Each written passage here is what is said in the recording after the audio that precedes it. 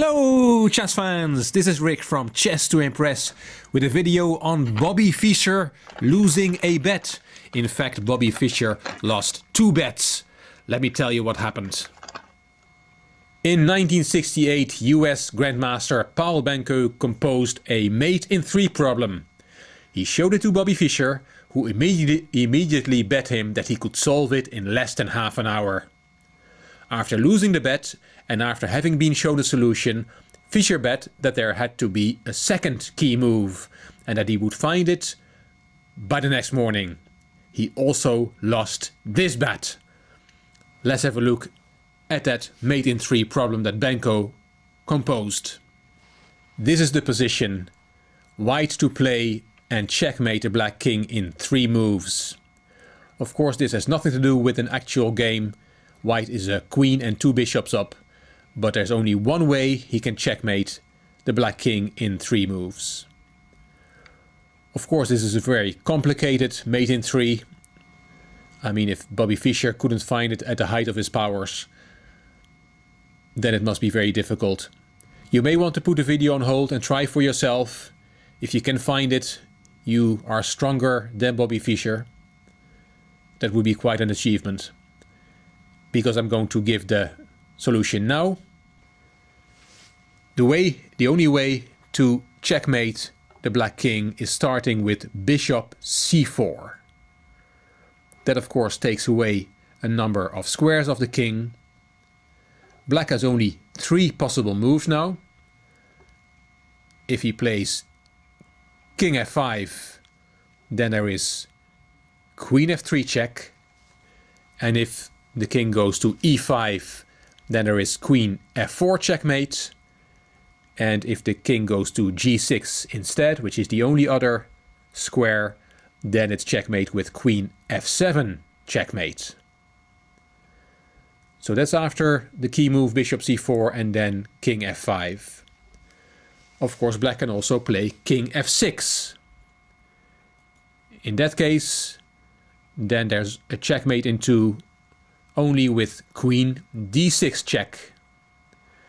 And again, the king has 2 squares. The king can go to f5 and then queen e6 is checkmate.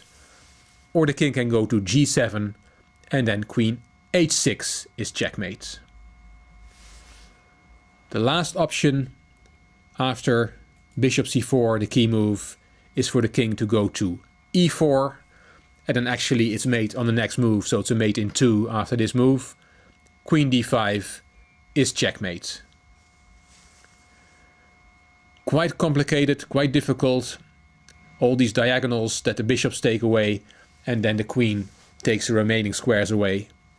As you can see, the white king does not play a role in the solution. So Fischer couldn't find it, and after he had been shown the key move bishop c4 and the variations, he said there must be a second key move, there must be another first move that white can play, which also leads to mate in 3. But he lost that bet as well, because there is only one key move, as it should be in a good problem composition, and that is bishop c4. Nice story of Grandmaster Paul Banco outsmarting the great Bobby Fischer. Fischer was not the only world champion who lost a bet with a problem composition.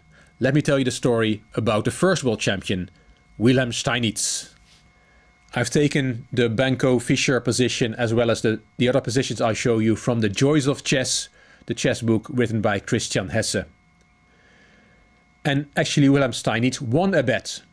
It was Samuel Loyd, one of the greatest problem composers of all time. Loyd and Steinitz were great rivals in the chess world. In 1885, Loyd announced that he could compose a problem faster than Steinitz could solve it. Loyd composed the problem in 10 minutes, and Steinitz won the bet by solving it in 5 minutes. Let me show you that position. It's a mate in 3 again, and as I said, Loyd only took 10 minutes to compose this, quite incredible, and Steinitz only took 5 minutes to solve it. So if you want to give it a go yourself, put the video on pause and have a look. White to play and checkmate on the 3rd move. I'll give the solution now. The first move, the only move that leads to checkmate in 3 moves is f takes e5.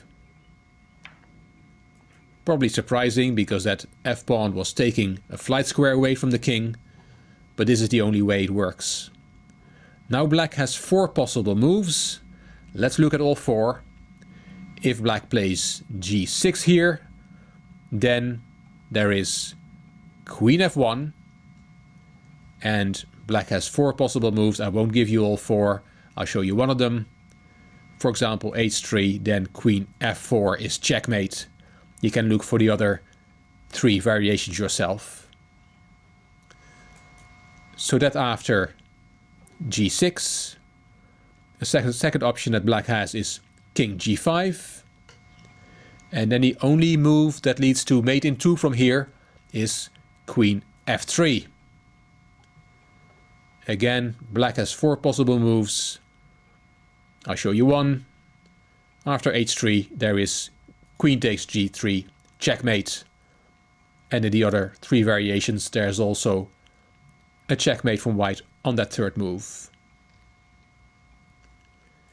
If after f takes e5 black plays g5, then white has the surprising move king d5 away from the action, but it is to make space for the queen. Black has 3 possible moves here. Let's look at king f5. Well then, queen e4 is checkmate.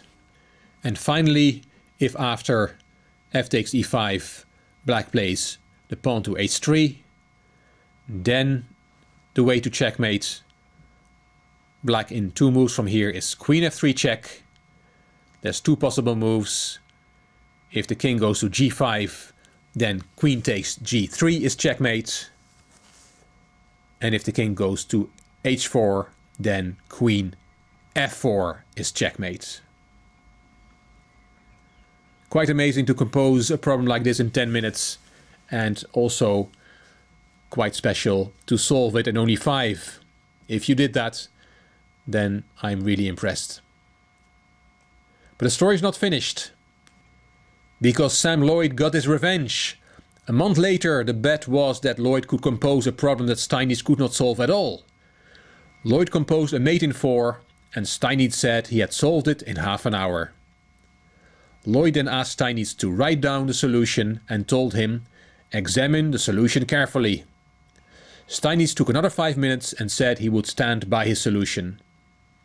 But there was a hole in it, and Loyd later published Steinitz's solution and the correct solution as stuck Steinitz. Steinitz was very angry and never forgave Loyd for this. Let's have a look at this position. This is the position, a mate in 4 position, a very complex position. Again, if you want to have a look, put the video on hold. I'll give the solution now. What you should see here is that the black king has no squares, so that's important to note. The black king is obviously not in check, but all the squares around him are covered by white pieces. The solution, the key move, is f3 to f4. It takes the e5 square away from the black king so that the bishop can come around to give mate from a distance. Now let's make a move for black, for example bishop d5.